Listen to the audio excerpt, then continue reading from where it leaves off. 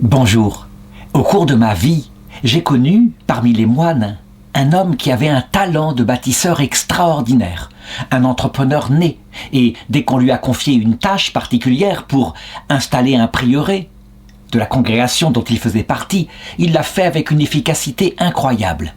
Évidemment, ce talent pourrait être exclusivement humain. D'ailleurs, il avait un frère jumeau qui était resté dans le monde et qui lui aussi avait bâti une entreprise gigantesque en quelques années. Un talent humain ne fait pas la canonisation, mais quand le talent humain est mis au service du Seigneur, d'une façon spéciale, avec l'héroïsme des vertus, alors, dans ce cas-là, ça peut conduire vraiment à la canonisation sur terre et bien sûr au ciel. Lorsqu'on est accueilli au ciel, qu'on voit que le Seigneur voit qu'on a mis véritablement tous les dons qu'il nous avait donnés à notre naissance au service du royaume de Dieu, alors il le dit: tu as été un bon serviteur en peu de choses. Entre dans la joie de ton maître, je t'établirai sur beaucoup.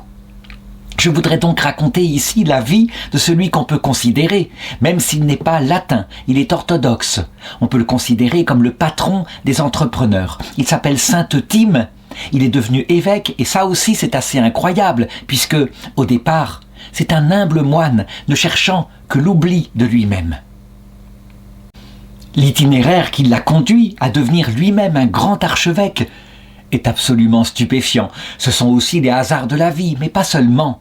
Il y a quelque chose en rapport avec sa façon de vivre, avec son comportement.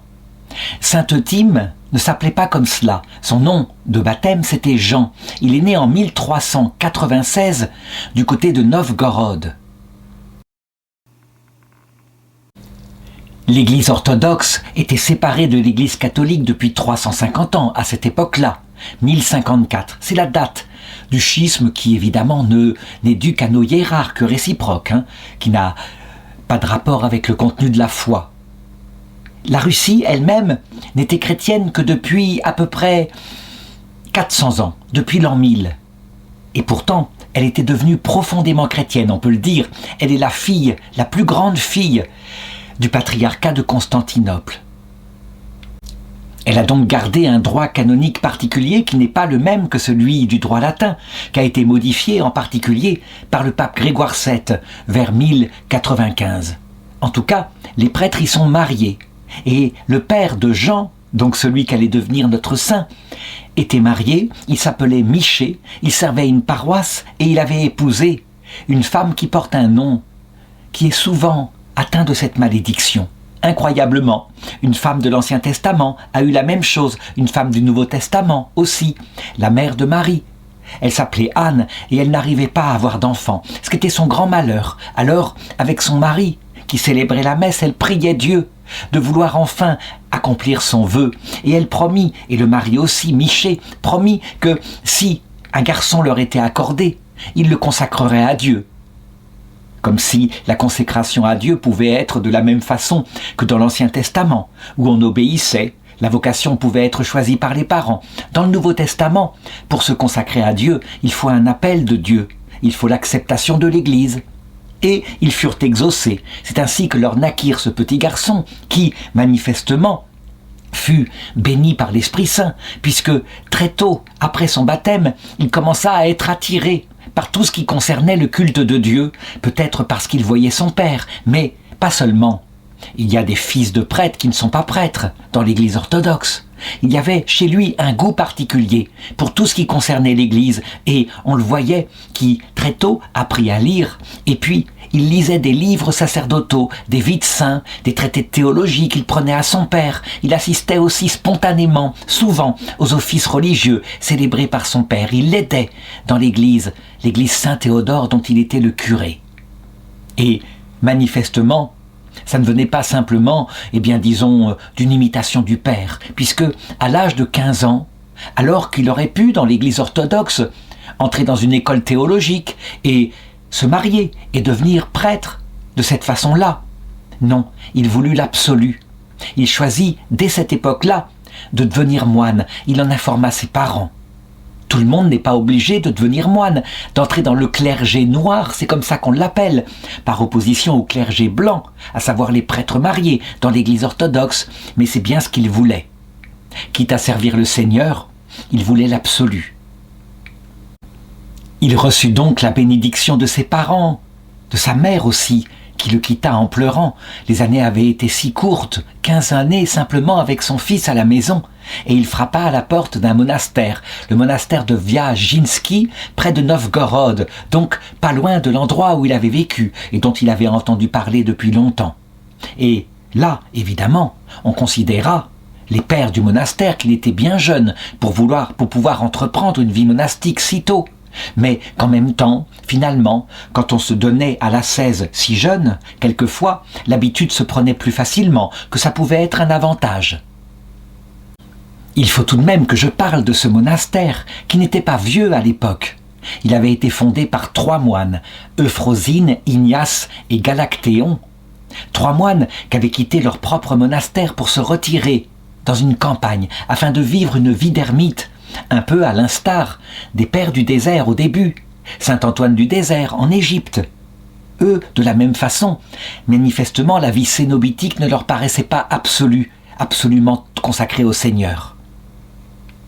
De même, quand je parle d'un monastère, il ne faut pas s'imaginer un bâtiment en dur, non, quelques cabanes, comme le font les paysans de la région, une église en bois, qu'ils construisirent. Ils furent bientôt rejoints d'ailleurs par un prêtre, le prêtre Pimène, qui lui-même reçut le grand schéma, c'est-à-dire la consécration monastique totale à travers le vœu de pauvreté, chasteté, obéissance et un dévouement particulier, selon une règle particulière. Ce prêtre prit le nom de Pacôme, et c'est ainsi qu'ils commencèrent à vivre à 4 dans la séditude totale avec cette chapelle en bois où Pacôme leur donnait le sacrement de l'Eucharistie. En tant que hiéromoine, en tant que prêtre, eh bien, Pacôme était l'higoumène de ce petit groupe de moines. Et quand Jean, cet adolescent, frappa à la porte, si on peut dire, en tout cas voulut les rejoindre, eh bien, l'higoumène l'accueillit avec joie, avec affection, et après lui avoir fait regarder, lui avoir fait participer à la vie telle qu'il la vivait, il considéra qu'il pouvait le tonsurer moine et lui donna un nouveau nom, comme ça se fait. À partir de maintenant, je l'appellerai Euthyme. Et là, il faut bien faire attention. On ne tonsure pas moine, c'est-à-dire qu'on ne fait pas rentrer ainsi dans le grand schéma, avec l'ascèse qui va avec. Quelqu'un qui n'est pas fait pour cela. Il y a un discernement après le noviciat. S'il entra ainsi, s'il fut tonsuré si jeune, c'est que manifestement, il correspondait à cette vie. Et d'ailleurs, sa réputation se répandit dans tout le diocèse de Novgorod. On ne sait pas comment, peut-être parce que son père, justement, était prêtre, que les moines racontaient à quel point il vivait bien sa vie. Toujours est-il que des nouvelles du frère Euthyme, ce si jeune frère, parvinrent à l'évêque de Novgorod, qui à cette époque-là s'appelait Siméon. C'était un archevêque. En réalité, il faut bien comprendre que l'archevêché de Novgorod était tout à fait spécial, en ce sens que il était un peu à la mode des archevêchés en Allemagne, dans l'Empire germanique. Les évêques avaient aussi à gérer d'immenses terres avec des propriétés.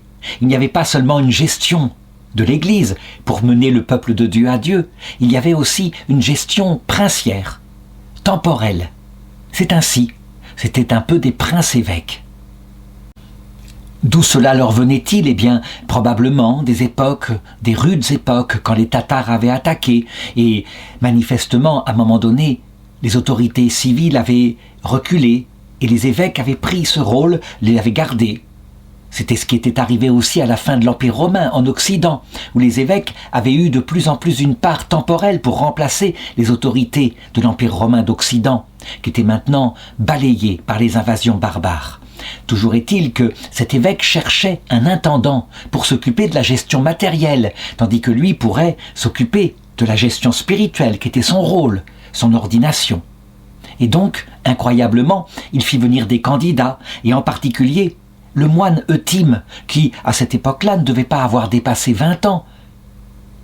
Il était donc rentré à 15 ans pour disparaître complètement dans la plus difficile des vies monastiques, et il était convoqué par l'évêque. Il eut un long entretien avec lui. L'évêque lui demanda ce qu'il faisait, quelle tâche il opérait ainsi dans le petit monastère, et quand il apprit que, manifestement, il avait un certain talent, les moines ayant eu d'autres entrées, le monastère ayant dû grandir. Alors il décida d'imposer à son higoumène qu'il viendrait auprès de lui, qu'il se l'attacherait, comme cela, en restant moine bien sûr, mais qu'il deviendrait l'intendant de ses affaires matérielles. Et l'higoumène, le père abbé, bien sûr, ne put pas faire autrement que d'obéir à un tel archevêque. C'est ainsi qu'il se retrouva propulsé bras droit de l'évêque de Novgorod. Quand saint Euthyme apprit ainsi sa nomination comme intendant de l'évêque de la part de son abbé, il supplia celui-ci d'intervenir auprès de l'évêque, de ne pas le retirer de la vie monastique, mais rien n'y fit. Il fallut bien qu'il obéisse, et comme le vœu d'obéissance est premier dans ce genre de consécration, on doit d'abord pratiquer l'humilité, renoncer à sa propre volonté. Alors, penaud et triste, il partit ainsi. Et il commença à exercer ce rôle, puisqu'on lui demandait. Il l'exerçait tout en restant moine, il portait toujours son habit monastique, il pratiquait toujours la règle qu'il avait embrassée dès le départ, dès l'âge de 15 ans. Et, en même temps, il gérait. Et c'est là que se manifesta son talent, un talent incroyable, mais pas n'importe quoi. Non seulement il était très efficace, il n'était pas naïf, il savait gérer les entrepreneurs, ne pas se faire rouler, on aurait pu dire, mais étant justement si simple, s'étant consacré très tôt, il n'avait aucune expérience de la roublatise des marchands, loin de là. Mais ce qui est aussi impressionnant, c'est qu'il le faisait avec une grande humilité, une grande douceur, au point que les marchands eux-mêmes n'osaient pas le rouler, n'osaient pas négocier au-delà de ce qui était raisonnable. Et donc, on le voyait, ne quittant jamais la cellule intérieure qu'il s'était fabriquée, priant toujours la prière de Jésus et parcourant la ville, et en même temps, avec bonté, avec humilité, saluant chacun, connaissant chacun, il devint une position importante dans la ville de Novgorod, dans toute la vie économique de la ville. Il ne pouvait pas en être autrement. Et puis, un jour, l'archevêque Siméon mourut, ce qui fait que, profitant de cela, il demanda la permission à son successeur, qui portait le même nom que lui, l'évêque Euthyme. Il ne faut pas les confondre. Il demanda humblement à son successeur de pouvoir le quitter, de retourner à sa vie monastique, ce pourquoi il était fait. Et son successeur lui autorisa. C'est ainsi qu'il repartit à l'âge de 25 ans vers 1421 et retourna dans son monastère. Cependant, sa présence à Novgorod pendant 5 années avait manifestement marqué les gens, et les gens n'avaient rien oublié de qui il était. Là-bas, au monastère, sa façon de vivre, cette humilité alliée à la charité, c'est fondamental, c'est l'imitation du Christ, les deux vertus donnant un cœur miséricordieux, firent que très vite, à la mort de son propre higoumène, les moines l'élirent abbé à la place de l'higoumène. Il n'avait pas dépassé 30 ans. Et il accepta ce rôle, dirigeant ses frères. Et là, il manifesta aussi une grande science. Il fut bientôt ordonné prêtre, ça ne pouvait pas être autrement. C'est lui qui maintenant donnait non seulement l'Eucharistie, mais aussi la parole de Dieu. Et le temps passa ainsi, 8 années, où de nouveau il se fit oublier dans son monastère, qui se mit à grandir. Et son talent d'entrepreneur était là, et le monastère maintenant n'était plus du tout fait de petites huttes avec de la chaume, mais c'était un bâtiment en dur. Et lorsque l'archevêque Euthyme de Novgorod lui-même mourut, les clercs de la ville et le peuple, unanimement s'étant réunis, ils décidèrent que celui qui succéderait à Euthyme l'archevêque serait l'intendant Euthyme, celui qu'elles avaient connu pendant des années. Ça ne pouvait être que lui. Il le voulait comme archevêque. Et c'est ainsi que il fut bien obligé d'accepter de quitter son monastère, de le confier à un père abbé qu'il choisit avec ses moines, un père abbé de haute qualité. Et il arriva à Novgorod. Cependant, manifestement, il n'acceptait ce rôle qu'à regret. Et lui n'avait qu'une seule désir, c'était de retourner dans ce qui était sa vie. Et donc, il trouva une ruse, ou plutôt quelque chose dans le droit canonique, pour retarder son installation et son ordination d'évêque. Il le dit, « Je vais, si vous le voulez, tant qu'il n'y aura pas quelqu'un de plus digne que moi, je vais gérer le diocèse, et puis, si vous trouvez quelqu'un de plus digne, alors c'est lui que vous nommerez, que vous ordonnerez. » Et donc, pendant 4 ans, jusqu'à 1429, il géra le diocèse. Il le géra matériellement et spirituellement, il donnait des sermons comme prêtre, mais il ne fut pas ordonné évêque. Et puis, après 4 ans, les gens insistèrent pour dire « Il n'y aura personne d'autre que vous comme évêque ».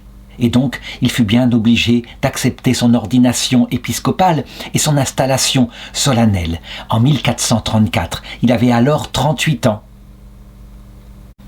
Il fut sacré par le métropolite Gérasim, l'évêque de Smolensk, et à partir de là, et jusqu'à la fin de sa vie, il sera évêque en tout 29 ans. À partir de là, il va gérer l'église de Novgorod, avec un talent extraordinaire qu'on lui avait connu et les gens ne s'étaient pas trompés. Or, on sait que dans le rôle d'évêque, le premier temple qu'il faut construire, c'est le temple des âmes, un troupeau éternel, des personnes qu'on doit mener vers Dieu.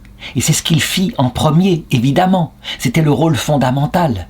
Mais, parallèlement, parce qu'il fallait tout construire, il fallait bâtir des églises, eh bien, il se donna, selon son talent, et on peut le dire qu'il recouvrit son immense diocèse d'églises en pierre, d'églises de plus en plus solides, des églises dont il reste partout les traces. Ces églises avec des bulbes, si connues dans l'orthodoxie. Il est bâti dans la ville de Novgorod, en particulier, par exemple,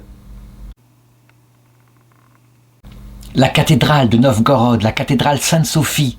Elle était là, si petite, si sombre, il l'embellit, il la rendit magnifique. Et puis, il y avait ce qu'on appelait le Kremlin de Novgorod, qui signifie une sorte de château. Et ceux qui le connaissent, puisqu'il est encore intact, disent « Si vous souhaitez admirer quelques-unes de ces grandes œuvres, alors rendez-vous au temple de Sainte-Sophie et vous y verrez les églises qu'il a construites, dressées telles des collines. Elles parlent de leur charme varié, non par les paroles, mais en actes. » On peut le dire, un peu comme chez nous en Occident, les églises gothiques, qui sont des vaisseaux de pierre levés vers le ciel, qui, manifestement, parlent au cœur jusqu'à aujourd'hui. On n'a pas fait plus beau. Eh bien, lui, c'est la même chose. Il donna à son pays, à la Russie, des églises magnifiques, églises qui seraient persécutées à l'époque des soviétiques, au XXe siècle, mais que, quelquefois, alors qu'elles étaient transformées en garages à foin, quelquefois incendiées, lorsque le communisme tomba en 1989, on se mit à les rebâtir sur le modèle exact dont on se souvenait qu'elles avaient eu au temps de la splendeur de l'orthodoxie. Il faut le savoir. Les églises telles qu'elles sont parlent de quelque chose qu'a rapport avec la spiritualité.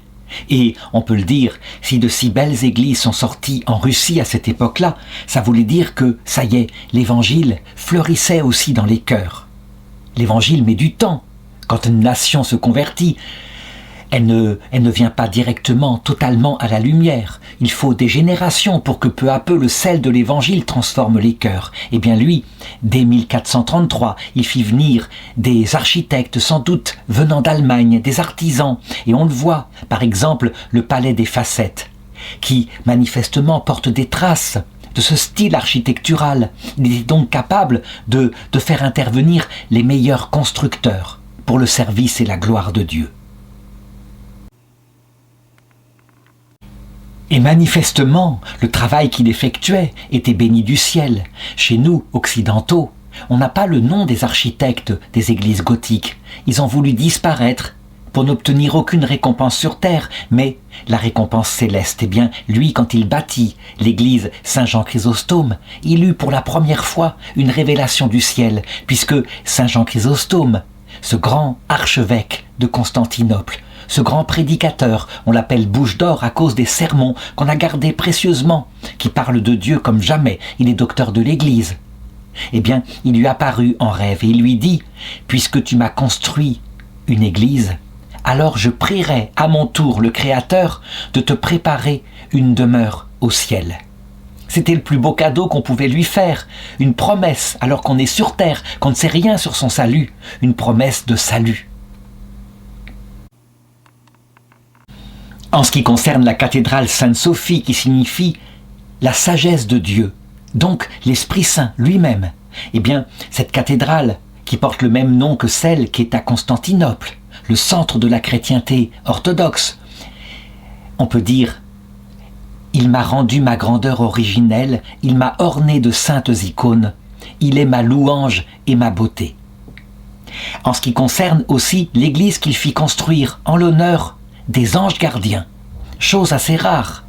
Je n'ai pas connu, dans l'Occident, une église qui serait consacrée aux anges gardiens, qui pourtant ont un rôle essentiel, même si on le sait, au cours de l'arrivée des saints au ciel, les anges gardiens, qui ne sont pas passés par la vie terrestre, qui sont des purs esprits, abandonnent volontiers leur rôle et les délèguent à ceux qui sont passés par la terre, ce qui veut dire qu'au fur et à mesure du temps, de plus en plus, ce sont des saints du ciel qui s'occupent de nous pour nous construire à la vie éternelle. Ils le font avec beaucoup plus de douceur et de miséricorde, parce que ces saints du ciel ont eu l'expérience du passage par la terre. Ils savent ce que c'est que vivre ainsi en exil. Et donc, cette église en l'honneur de l'ange gardien, il l'a bâtie en 1438, il avait 42 ans. Et puis, il améliora aussi l'église du monastère où il avait vécu, en l'honneur de Saint Nicolas. Je ne peux pas donner la liste exacte des immenses églises qu'il bâtit. C'était un bâtisseur. Et donc le bien qu'il fit aussi aux âmes. Alors évidemment, à cette époque où la plupart des gens étaient illettrés, c'est vrai, une église avec des icônes, chez nous ce sont des vitraux, ça parle au cœur des gens, ça leur raconte l'histoire sainte. Il travailla, évidemment, à cultiver son peuple, faire que beaucoup apprennent à lire, et donc il travailla manifestement à faire imprimer des livres spirituels, des vies de saints, donc à les faire traduire en particulier, puisque la plupart étaient écrits en grec. C'était la mère église, Constantinople, qui les apportait. On a donc une quantité de livres qui datent de cette époque et qui sont marqués, imprimés sous l'autorité de l'évêque Euthyme, ou plutôt recopiés, puisque l'imprimerie n'existait pas encore. Et le temps passa ainsi. Est-ce qu'il fut parfait en tout? Non, il ne fut pas parfait en tout. Le Seigneur nous donne des bergers qui sont eux-mêmes tirés des humains. Il avait des défauts de ses qualités, et parce qu'il pratiquait la miséricorde excessivement, il pouvait arriver parfois que du coup, il y ait trop de miséricorde, pas assez d'autorité et de justice, ne serait-ce que pour défendre le domaine de l'Église. Donc, à un moment donné, quand le trône princier, séculier, fut usurpé par Shemyaka, donc une lutte entre les princes, entre les ducs, eh bien, manifestement, clairement, il ne se montra pas assez sévère pour défendre l'Église, peut-être parce qu'il croyait un peu trop aux hommes, à leur bonne volonté, si bien que le patriarche, l'archevêque au-dessus de lui, qui s'appelait Jonas, fut obligé de lui écrire en lui disant de se reprendre, de défendre les droits de l'Église. Mais en même temps, il envoyait une lettre aux fidèles en leur disant « Écoutez en toutes choses notre fils et frère, votre père et votre maître, l'archevêque Euthyme, bien-aimé de Dieu. » À cette époque-là, puisque la lutte ainsi et les abus du prince Shemyaka durèrent un certain temps, il était devenu assez âgé, assez malade. Nous étions en 1451, il avait 55 ans. Et donc, saint Euthyme, se rendant compte effectivement qu'il n'avait pas été parfait dans la gestion de l'Église face à ce prince, écrivit une lettre à son supérieur, à Jonas, le patriarche, en lui demandant « Pardon, pardon, veuilles-tu bien me pardonner pour cette erreur que j'ai faite ?» Et bien sûr, le patriarche lui répondit par une lettre dans laquelle il écrivait « Nous te rappelons, mon fils, que tu t'es comporté, c'est vrai, avec trop de simplicité. Tu as accueilli celui que j'avais excommunié pour ses transgressions par notre choix d'humilité, et tu l'as trouvé pourtant digne de ta bénédiction.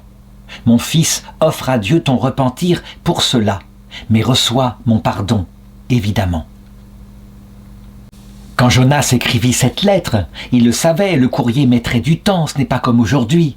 Et donc, comme il savait que l'archevêque Euthyme était très malade, il dit que si jamais la lettre arrivait après la mort de l'archipasteur de Novgorod, alors qu'on la lise sur sa tombe tout de même. Et c'est ainsi qu'il mourut. Il avait 62 ans, nous étions le 10 mars 1458. Et le prêtre qui venait de Moscou, Eumenius, envoyé par saint Jonas avec la lettre de pardon, arriva à Novgorod 16 jours après la mort de saint Euthyme. Et donc, il se fit conduire auprès du tombeau. Il voulut lire la lettre pour bien lui indiquer, pour indiquer à son âme le pardon total de son archevêque. Et donc il demanda qu'on ouvre le tombeau. Il voulait, que les choses soient faites le plus solennellement possible. Et c'est ce qu'on fit. On ouvrit le tombeau et on trouva son corps non seulement absolument intact, mais son corps avait bougé. Je veux dire, ses bras s'étaient croisés sur sa poitrine et ses mains étaient dans le signe qu'on donne pour la bénédiction. Les gens étaient impressionnés ainsi par ce corps intact qui déjà marquait que, probablement, c'était un saint qui était parti pour le ciel. Donc la lettre fut lue par le prêtre Eumenius et ensuite elle fut déposée dans sa main et le tombeau fut refermé. À partir de là, les gens, spontanément, vinrent vers son tombeau pour obtenir une grâce, une guérison. Et les miracles commencèrent à se produire autour de sa tombe. Ils se produisirent si nombreux, plus nombreux que ce qu'il avait accompli de bon sur la terre, que, très vite, au niveau de son monastère, là où il avait vécu pendant si longtemps, où il avait été abbé, on voulut construire une église en son honneur, avant même sa canonisation. Et donc cette église est mentionnée dès l'année 1500, c'est-à-dire 42 ans après sa mort. Quant à sa canonisation, elle eut lieu en 1549, donc un peu moins d'un siècle après sa mort. La chose avait été préparée longuement puisque saint Jonas, l'archevêque de Novgorod, avait demandé à ce qu'on puisse écrire sa vie et ça avait été fait par un moine appelé Pacôme le Logothète, celui qui avait écrit d'ailleurs une partie de la liturgie préparée pour sa canonisation et dont je voudrais lire juste le tropère composé par ce poète. Ô hiérarque Euthyme, tu as été choisi par Dieu dès ta jeunesse.